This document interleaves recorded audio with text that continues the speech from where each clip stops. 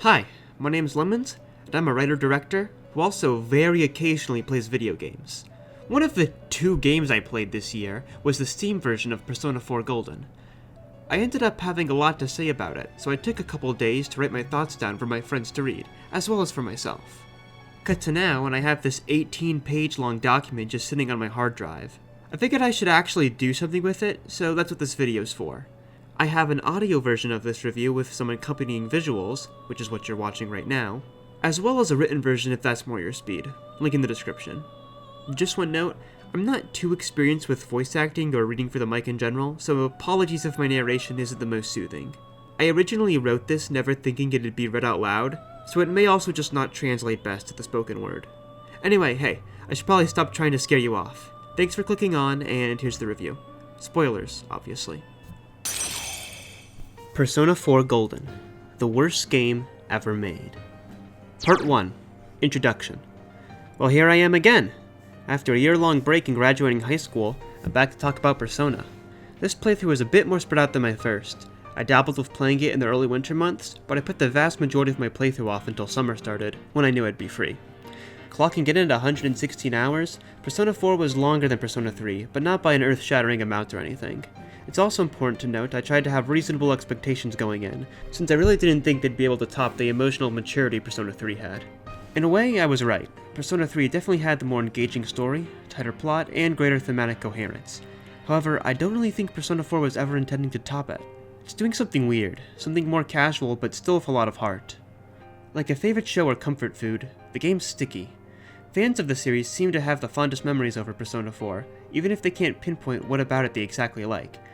There's no one scene that makes the game, just this feeling of nostalgia and better days. The question I have to ask myself upon completing Persona 4 is, was this feeling by design or artificially created due to our memories of it? The answer's a little messy, so I don't have a definitive take, but in looking for the truth, I've come to better appreciate Persona 4 and other stories like it. Part 2, Tonal Change. The first thing that struck me about Persona 4 was the return of the day and night cycle from Persona 3. The cycle was first introduced, in my understanding, to give the player the simulated feeling of living a year in the real world. The game ends by cutting the protagonist's life short, and therefore the player's life as well, in order to make the audience question if the life they lived was a meaningful one. The slow but steady passage of in-game time is like the Reaper, ever approaching, inescapable. It reflects the message of the game by putting it into a playable context. So that being said, why is the same time cycle in Persona 4? The game's about a lot of things, but death certainly doesn't seem like the core theme.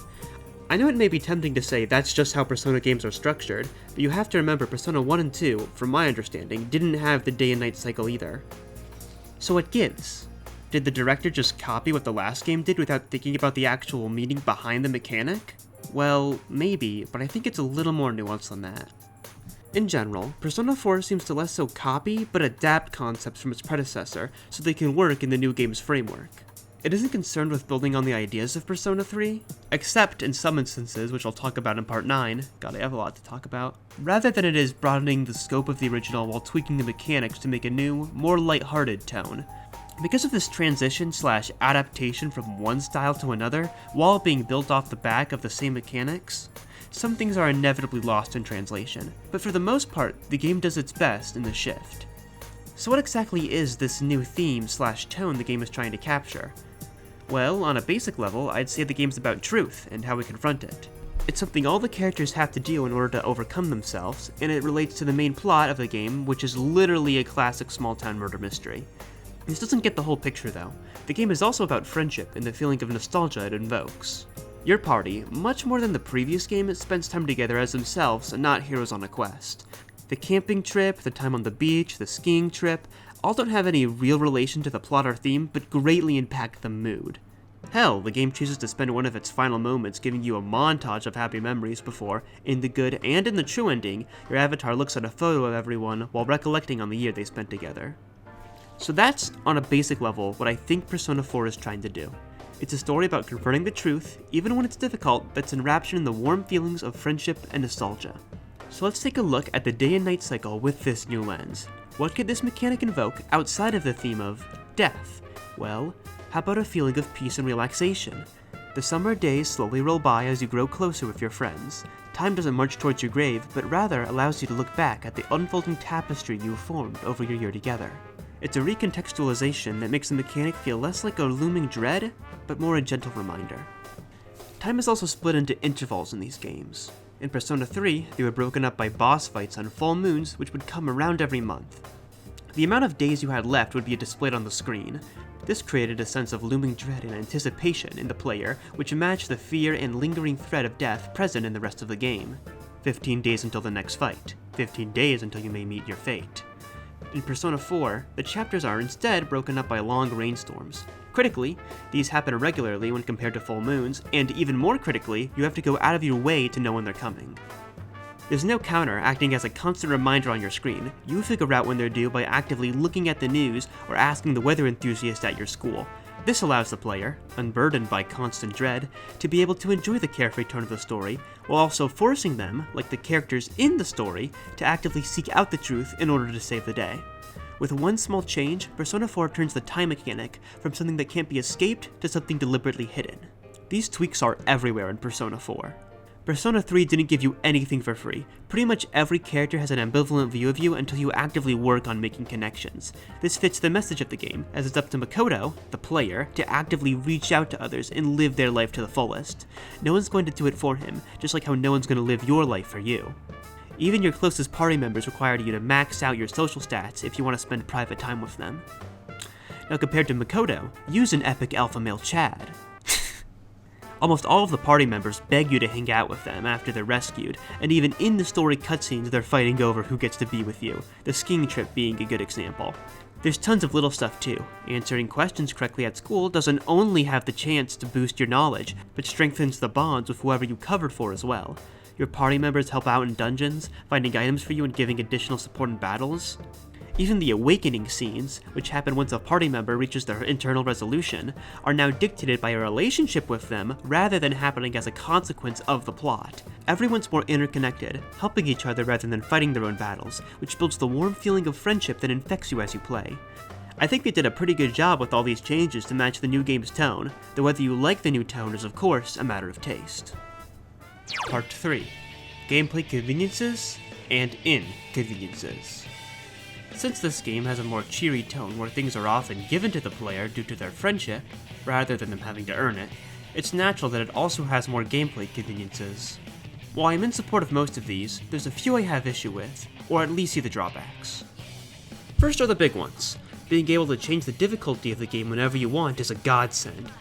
I personally didn't touch it after setting it on hard mode, as I like being able to fight bosses at their strongest without being sent too far back if I fail, but I know many players like that kind of challenge or wish to make the experience easier.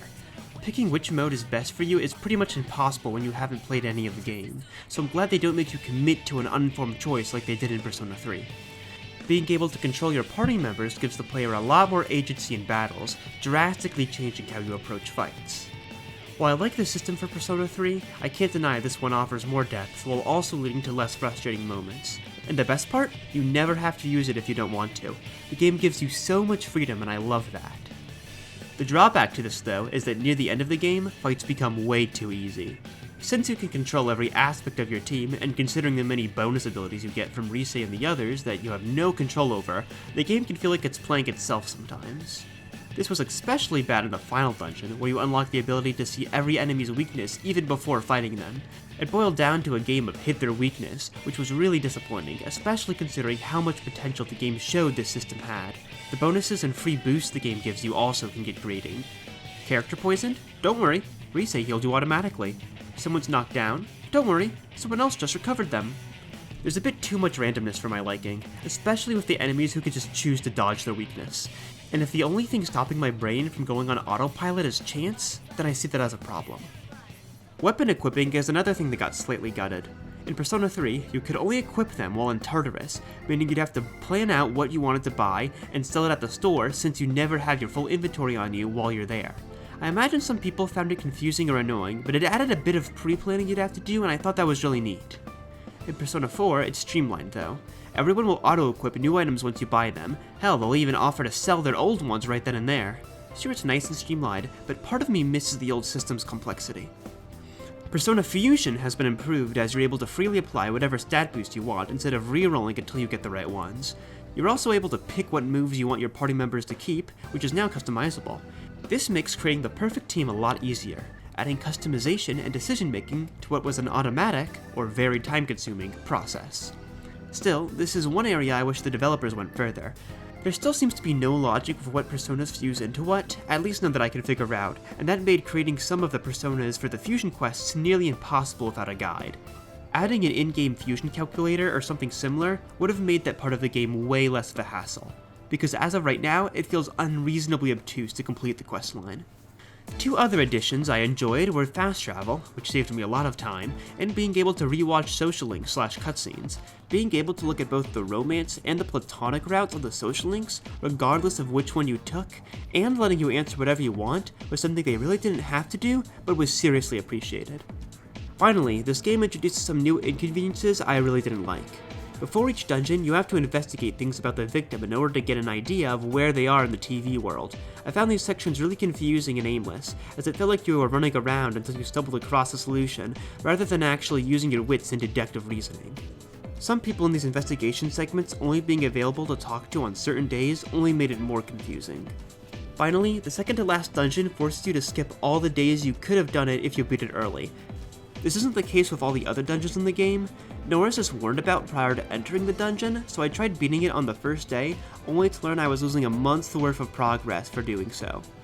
It's incredibly annoying that I had to redo that portion of the game, undoing the fight and taking on the boss later, so I wouldn't lose all the December content.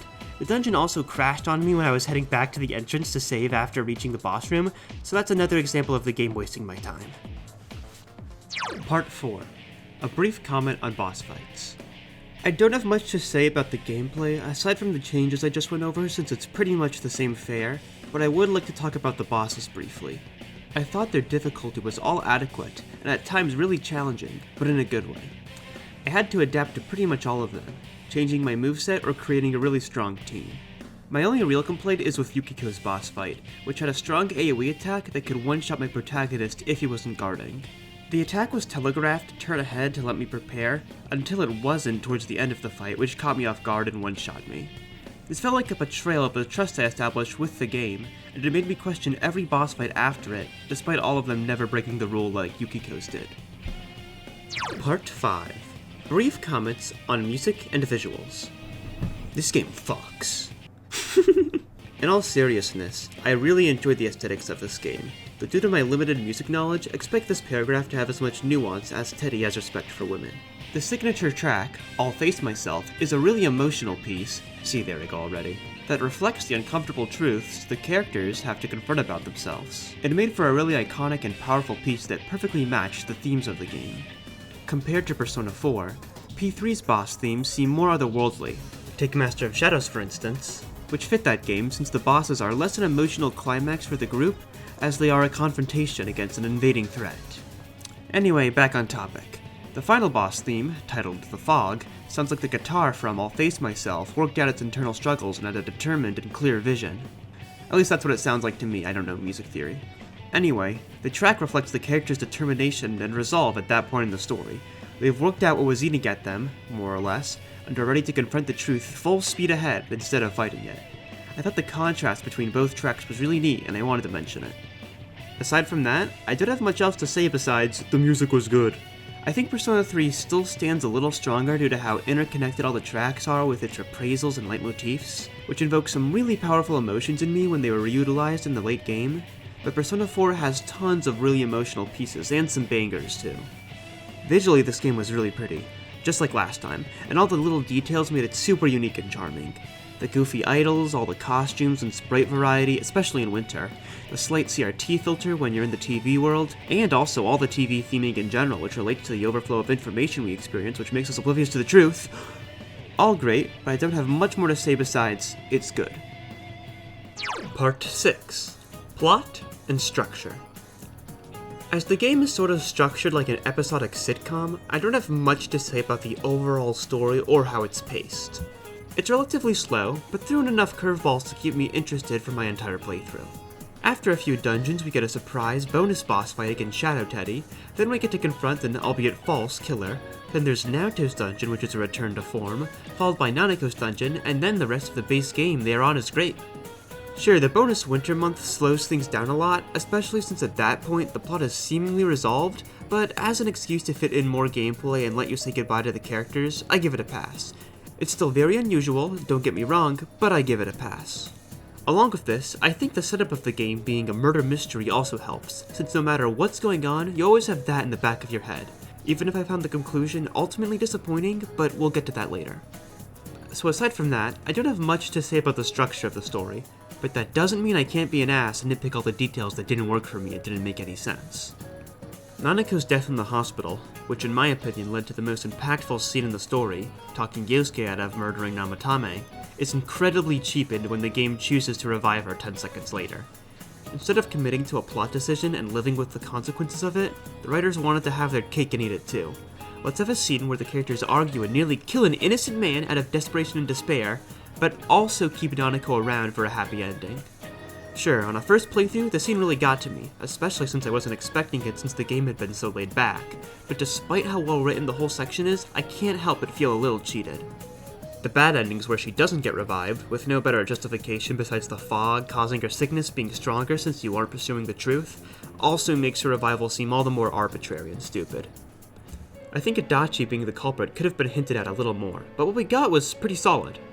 The police seeming to lose lots of important evidence and Namatame being sent to a ward that just happens to have a big TV in it were big clues, and the fact that you have to go after Adachi on a sort of gut instinct was cool. That being said, the clue that finally reveals Adachi as the culprit is one of the stupidest things I've ever seen in a mystery story and nearly ruined one of the characters for me. After the protagonists bring up the possibility of Adachi being the culprit, Yukiko mentions she remembered seeing Adachi alone with the victim at her inn on the night of the disappearance, and she says this was the last time she saw the victim. I was like, are you kidding me? This entire time, one of our core party members saw Adachi alone with the victim on the night of her death, and not once, thought it was an important detail worth mentioning.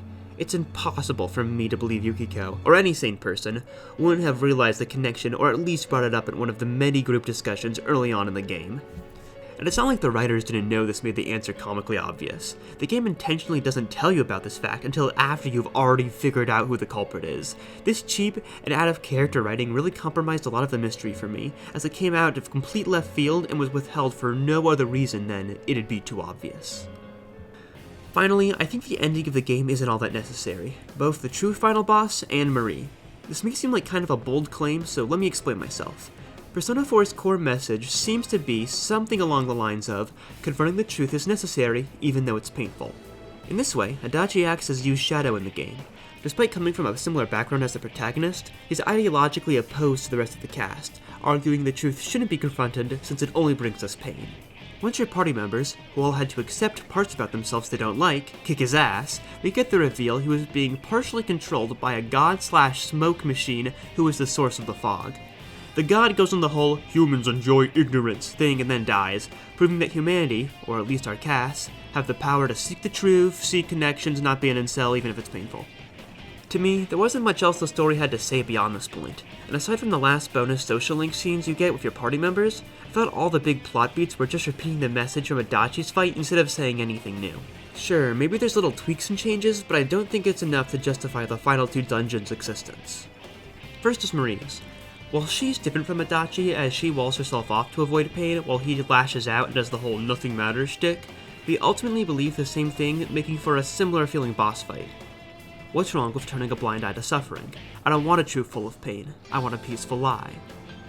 I will say, I like how you have to use the items you've gathered in the dungeon to break down the boss's defense. It reflects how the characters are trying to break down the wall Marie put around herself due to her depressive state. I think it's really cool and unique, though I don't think it's enough to warrant the entire dungeon. Second is the true final boss, which I thought was the worst offender. While discovering they were the one who gave us our powers was interesting, especially considering how you'd probably take our abilities for granted and not consider it a clue if you've played Persona 3, they didn't have any real personality or development, leading to a less interesting fight than Adachi's or Marie's. Once I got to the final fight and they started spouting the whole humans don't want the truth spiel, I started tuning everything out and just enjoying the gameplay and spectacle. It's the same monologue I heard in the last 2 dungeons, and it had gotten really old by that point. I will admit, the scene of all our friends helping us towards the end was definitely powerful, despite sort of being a copy of a similar scene from Persona 3, but I don't see why they couldn't have just moved it to the second phase of Adachi's boss fight instead of using it here. I guess you don't get Adachi's speech to the player if you do that, but I don't know, it's not enough to justify an entire dungeon in my opinion. Again, I really enjoyed the true ending and Marie's boss fight, but part of me thinks they could have been cut. Aside from that, Nanako's revival and Yukiko's brain lapse, I did still have a really good time with the story, though if in Persona 5 another nameless character runs onto screen to announce someone's mother's collapsed, I'm gonna throw my monitor out the window. Part 7. Characters. Since Persona 4 has a less structured story than Persona 3, focusing more on the characters as individuals, rather than how they fit into a large overarching narrative, I feel it'd be best to look at them one by one instead of how they fit into the story. I'll try to keep this brief, since I know this review is already comically long and there's a lot of ground to cover, but I do want to preface with this. In general, I do think this game has the more complex set of central characters as compared to Persona 3. Now I didn't say they're better or have clearer arcs, just that, due to the combination of their dungeons and social links, we spend more time with them and are able to explore more facets of their personality. It makes a lot of the cast really messy, since this extra time can sort of muddy what they're about a bit as we explore tangents and aspects of them not first obvious, but I do see the value in it as well. It makes the cast feel like your real friends. There's too much to them for their character to be boiled down into one aspect. Whether you like this more complicated and messy way of storytelling or not will probably decide which game you resonate with the most. For me, I am very minimalist when it comes to writing in the media I consume. My favorite stories are the ones that can get the most amount of complexity and meaning out of their subject in as little time as possible, while still making it clear and digestible for the audience. Goofy side plot? Cut it. Flashy spectacle? Not necessary. Excess is the enemy in this style of writing. Persona 3 appealed to me because of how focused the plot was and how everything played back into exploring how we deal with grief and loss.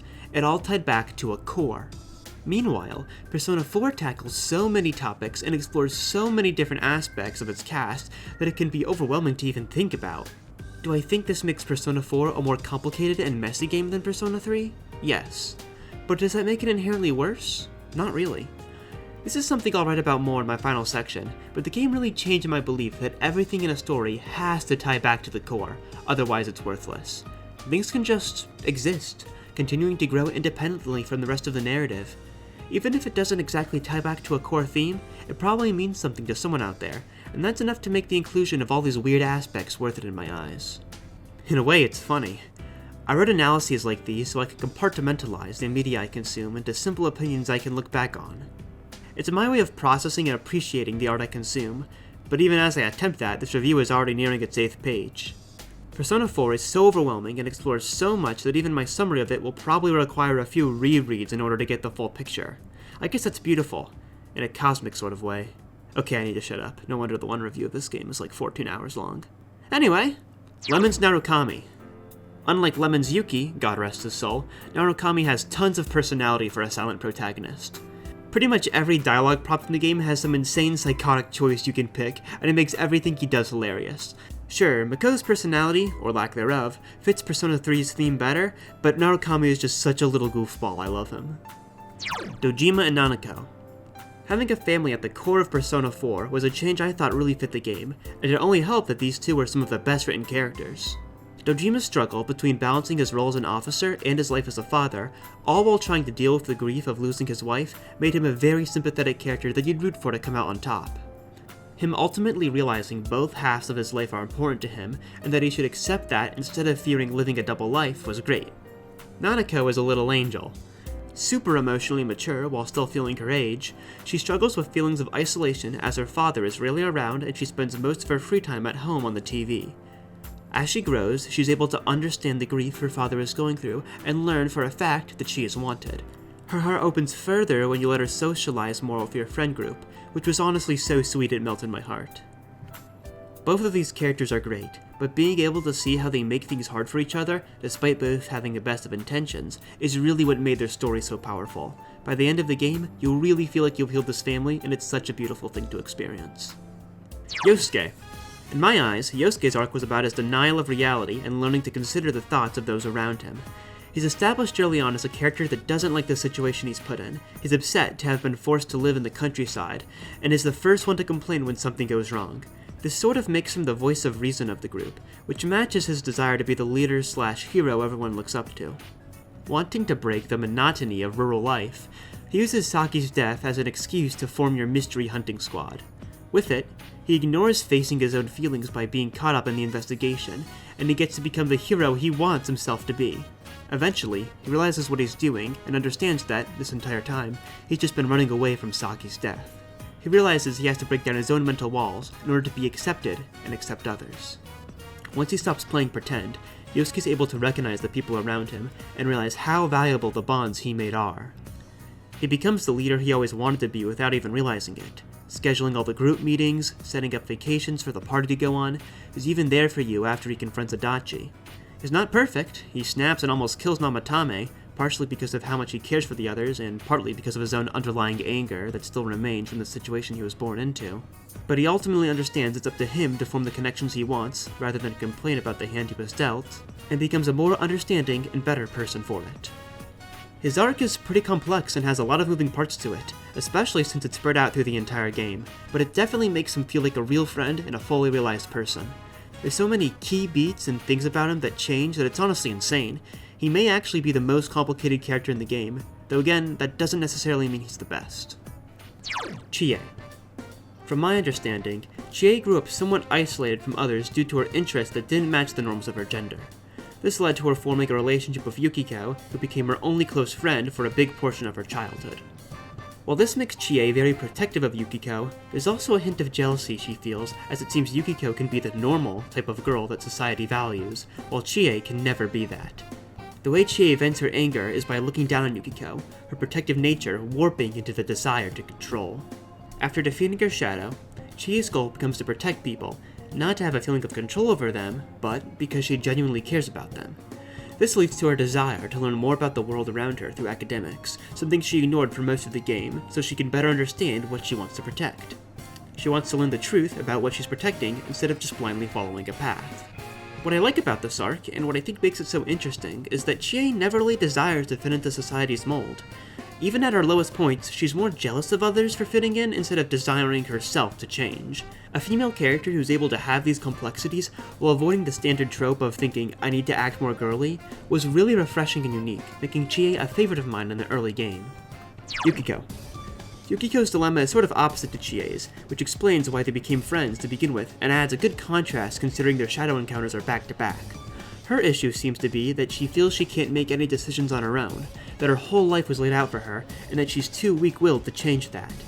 She's bitter to the people around her, yet paradoxically waits on one of them to save her from the dull life of working at the family inn.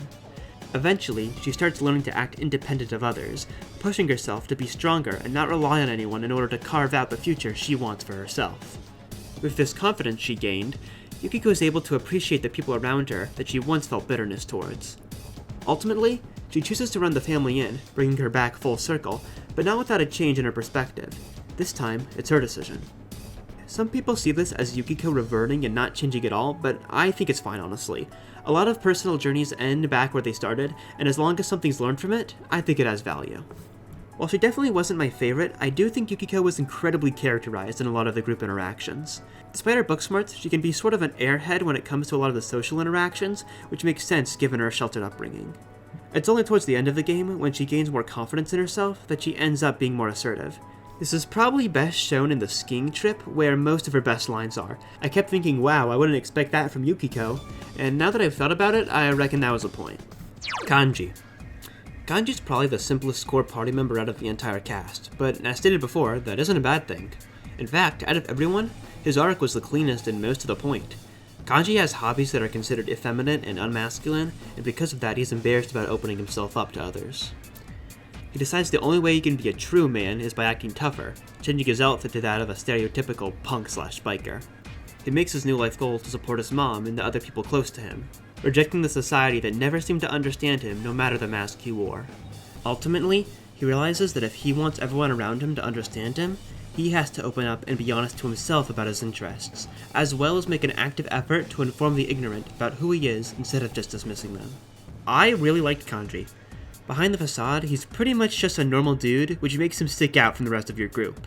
While they're all acting like psychopaths or whatever, he'll just be talking about how he's really excited to eat his animal crackers. His super matter-of-fact way of speaking just made him hilarious. Rise. Rise's whole struggle was learning not to wall off aspects of her life and accept her many sides as all part of herself. She got really in her own head, worrying about what feelings were real and which weren't, but eventually, she accepted them all as true, and it gave her the spark to try being an idol again. In her winter social link scene, she talks about wanting to use her position as an idol to inspire others to change and grow, just like how her friends helped her. I really loved Rise's arc. In fact, I may have put it as the best in the game, but the thing is, she only expresses this side of her in her social link, because when she's with the group, she acts like a completely different person. She insults all of the other characters and pretty much drools over the protagonist, which got super grating after a while. I don't hate her, but it feels like she was written by two separate people who had little to no communication with each other. It makes for a really strange and muddled characterization, despite a really strong social link. Teddie. Teddie sucks!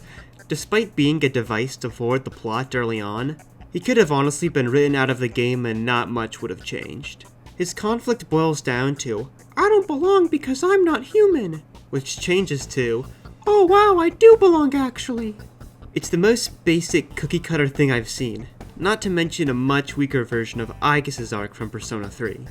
What's more is, after the many scenes where he harasses or causes shit for the other characters, it'll cut to the same cookie-cutter vignette of him and the protagonist together so he can robotically go, wow, we really are good friends, as his social link counter goes up by 1.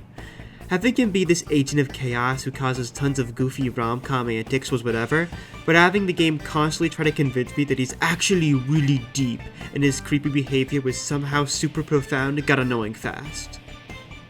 Naoto. Being a stylish magic detective with a gun, Naoto is destined to become my favorite from the start, though I do think she's genuinely one of the best characters in this game.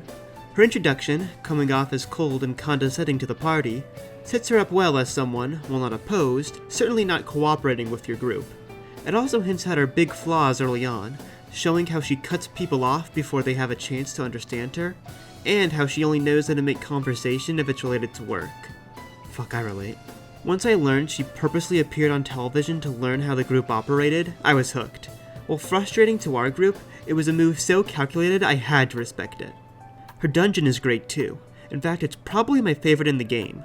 Theming it around a secret base obviously paralleled her intellectual nature and role as a detective, as there's tons of secret documents and computer panels all around the dungeon. It's also the only dungeon you descend into instead of ascending. I believe this represents how, the further you go, the deeper you go into Naoto's psyche. You collect a bunch of key cards which bypass the literal barriers she puts around herself, and once you finally get to the bottom of the base, what's waiting for you is her most vulnerable secret, her true gender. Naoto won't even acknowledge her shadow at first, pretending its words are just that of an impotent brat. She pretends to be calm and in control when the group arrives, just like the fictional detectives she looks up to, but this facade soon crumbles once her shadow gets under her skin. While Naoto has confidence in her professions and goals in life, she lacks it in her own self-image. Losing her parents at an early age and feeling isolated in her work, it's clear she has trouble forming connections with others and fears being abandoned because of it. Her shadow even repeatedly talks about being lonely, as she's desperate for any kind of real affection/bond. The way Naoto thinks she can fix this problem is by becoming the stereotypical detective archetype she looks up to. She yearns to be older so they'd stop treating her as a child, and she disguises herself to fit into the male-oriented society of the police force. She believes if she can change her identity, then they'll start accepting her for her accomplishments. But eventually, she realizes her priorities are in reverse. Being solely appreciated for her accomplishments, while not being able to be honest to others about who she really is, only makes her more lonely. She becomes a tool for others to use, desperately hoping that if she works hard enough, they'll value her and treat her with respect. When she finally realizes the error of her ways after the party confronts her shadow, she's able to accept herself for who she really is. Instead of morphing herself into what she thinks others want or what society expects her to be, she decides to live unapologetically as herself. Do you not like being a girl? Is that why you always dress like a boy? My sex doesn't fit with my ideal image of a detective. What I yearn for, no, what I must strive for isn't to become a man, it's to accept myself for who I really am. On a side note, I thought her boss fight was great. Its design was super cool, being a clear metaphor for a conflicted identity, and it was also really fun to beat as you had to plan around its status effects and stuff. It also helped that it wasn't spamming AoE attacks the entire time. Maybe I'm just a sucker for detective characters in media? I am. But her dungeon and boss really struck me as special. While I didn't mind Kanji Arise's more goofy dungeons, Naoto's felt carefully crafted so every piece of it was as relevant to her as possible. Even after completing the dungeon though, she still has some things left in her that aren't resolved. While she's accepted herself for who she is and no longer wants to deceive herself or others, she still has trouble making connections and thinks she can only be valued on her accomplishments. Because of this, the only way to start her social link is by helping out on an investigation she's looking into. She struggles imagining people would want to spend time with her just because they like her, probably due to her low self-esteem and history of working in the police force, where she was always being used in some way. It's also probably true that this is the only way she knows to convince you to spend time with her, since as established, she isn't the most socially knowledgeable. At first I was a little iffy on a lot of the dialogue options in her social link, and to be honest I still am, as it sort of seems like Yu is encouraging her to become his idea of what a woman should be. If the link turned you off because of that, I don't blame you, but on a reread I thought it was a little more nuanced. On the platonic route, Yu reaffirms that her gender identity doesn't matter to him, and that she's valuable to him regardless. Learning Yu wants to spend time with her, simply because he likes her and not out of any goal or ulterior motive, but to now to understand she's inherently valuable. It doesn't need any justification or excuses to make friends or be appreciated. It's really wholesome and wraps up her arc perfectly. Meanwhile, on the dating route, this relationship pushes Naoto to explore the more feminine and vulnerable sides of her. Not that those two things have to have any correlation, of course. It lets her open up more than she has before, which gives her a better understanding of who she is.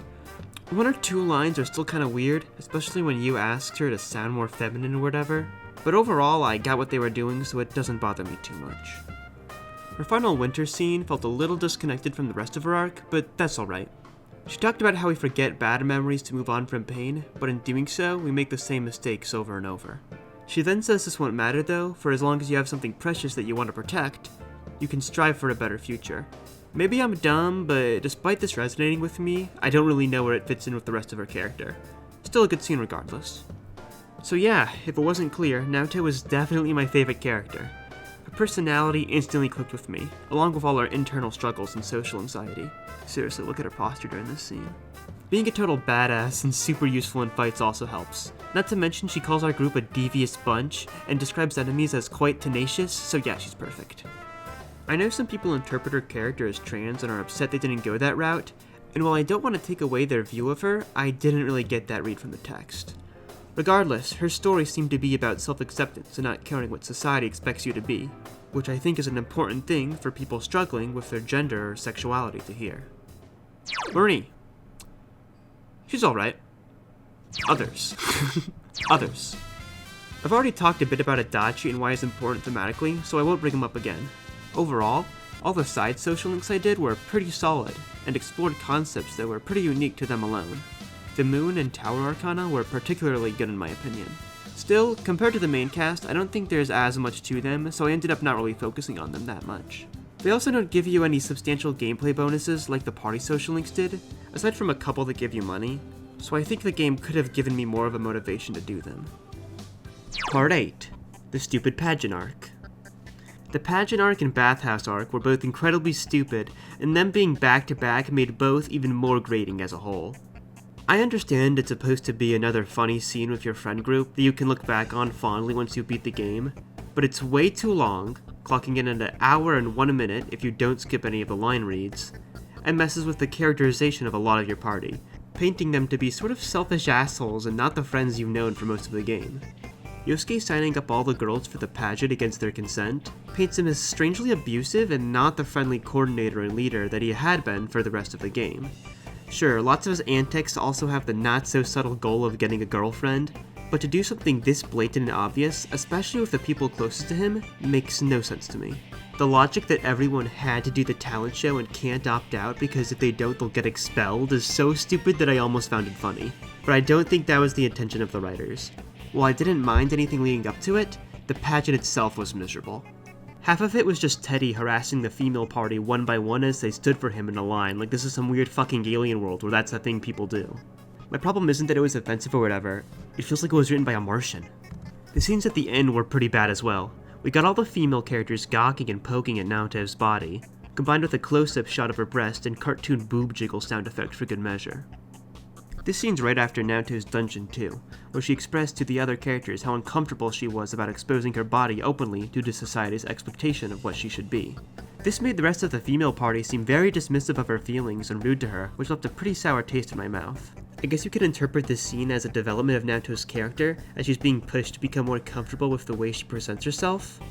I'd be more open to this optimistic interpretation if the writers hadn't spent the last scene treating every female character like an object. I could talk about this whole arc more, but honestly no amount of analysis could get to the real problem with it. It's just cringe. It's an hour of unfunny rom-com dialogue while the player's meant to gawk at a bunch of PS2 models with bikini textures thrown on.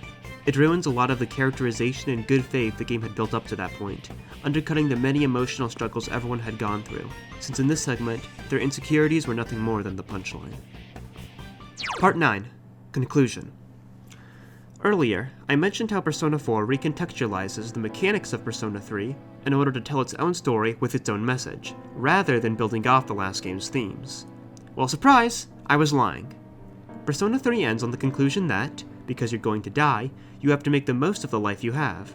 Form connections, find something you care about, and try to live your life the best you can. While this lesson is certainly valuable, hell, I'd say it's fundamental to how I experience the world, the thing is, it can only get you so far. Life's fickle and will inevitably throw you curveballs. Challenges will arise that you aren't prepared for, and your understanding of what's right will be forced to shift as you learn more about yourself and the world around you. It's easy to say, live your life to the fullest, but how to actually do that is a whole other affair. What's facing the future and what's running away? What's genuine and what's denial? We're all lost in a maze of uncertainty and fear, stopping us from living the life we want, even if we're determined to reach it. Persona 4 takes the next logical step after Persona 3 by attempting to answer how best to live our lives while we're trapped in this maze of confusion. The game offers two answers.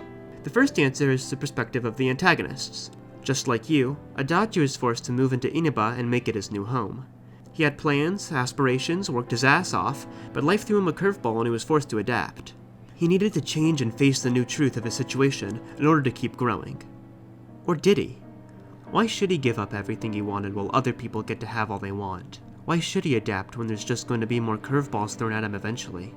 Change isn't fair. It makes things unclear and confusing, so why should he acknowledge the new truth it brings? Wouldn't it be easier if everything stayed the same and we all lived in blissful ignorance? Wouldn't a nihilistic worldview make everything easier to understand? This is the conclusion Adachi and the other key villains of the game reach before you fight them. His answer to Persona 4's question is to reject the assumption that it was built on, that life's worth living, that was established in Persona 3. He was willing to live, to grow and change, but now that he's learned doing so is going to be painful and leave him confused, he decides it's best to just give up. After all, life is just suffering, right? Wouldn't everyone be better off dead? The other conclusion Persona 4 offers is Yu's perspective. The way we deal with all the confusion in our lives is by accepting the change, the new truths, instead of running from them. In other words, we make friends. Yu accepts new people into his life, which offers him new perspectives and brings about change, and this allows his soul to literally become stronger. It's right there in the intro. Truth is evasive that you might have the facts, get it straight, and then it all cracks. Like Adachi, Yu's understanding of the world is forced to change when he moves to Inaba and loses sight of the truth he once had. But unlike Adachi, he finds his answer instead of just giving up. You can search the world far and wide, the only truth you can ever find is in another. By forming connections, Yu's able to better understand the truth of his world and actively pursue it. By the way, the original intro's lyrics say this in a subtler and better way, but I'm lazy so I don't feel like explaining it. This is why the friendship shared between all the core party members is so important. Together, they prop each other up and help each other learn things about themselves. Well, maybe it's just you helping them, but you know. In Persona 3, the characters were able to reach the resolution on their own, but in Persona 4, they need you. Only as you spend time with them, which gives the characters another perspective that allows them to finally understand themselves, can they face the truth and finally know what path they want to take. They've all still got a lot of work ahead, of course. They'll have to work hard to make those around them understand them, but they have a truer understanding of themselves now, which is really all they needed.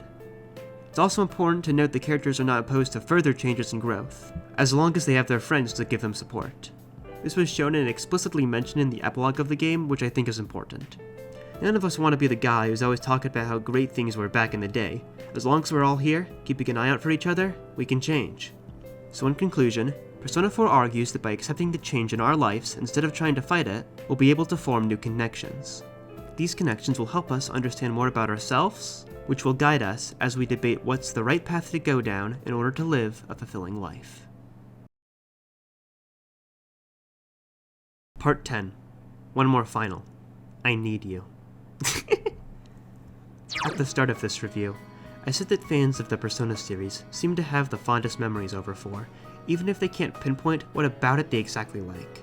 While I've analyzed a lot of the game at this point, I still don't think I've answered why this is or what the game did for me on a personal level, so I'd like to go over that here at the end. Persona 4, though Golden especially, takes its time telling its story. I've already mentioned the many scenes of the characters just being themselves and not pushing the plot forward, though it's important to reiterate here. The scenes give you time to connect with your party members and really make you feel like part of a group. The mostly casual nature of the game gets you comfortable with them, so when you finally have to say goodbye, it arguably hits harder. With their complex and sometimes messy arcs, they don't feel like characters you're saying goodbye to. They feel like friends. Additionally, because of its length, Persona 4 is able to explore lots of different themes and topics. Yosuke's denial, Chie's jealousy, Yukiko's codependence, Kanji's insecurity, Rise's self-doubt, Naoto's everything, and all the other side characters' conflict don't exactly amount to one singular thesis, but that isn't the point. The game is trying to touch on as many topics as possible, in order to create a story that can speak to almost everyone yet still feel personal. That's what I ultimately think is so beautiful about this game, and why it casting such a wide net is a virtue, not a problem. I related to Naoto a stupid amount. Her arc pretty much made the game for me, but I know it won't be like that for everyone. For some people, Yosuke will be the one they resonate with the most. For others, Kanji. For troglodytes, it'll be Rise. By having so many unique characters dealing with unique problems, everyone who plays it is bound to latch onto someone. The game can then unify all these different dilemmas into the core message of confronting the truth, even when it's hard. Since most people will already have a character or two they're invested in, because of the game's wide net, the central message will probably ring true to them when they reach the end. It's a game that addresses many unique struggles, each character searching for their own truth and debating what's right, while also having a powerful message that speaks to all of them.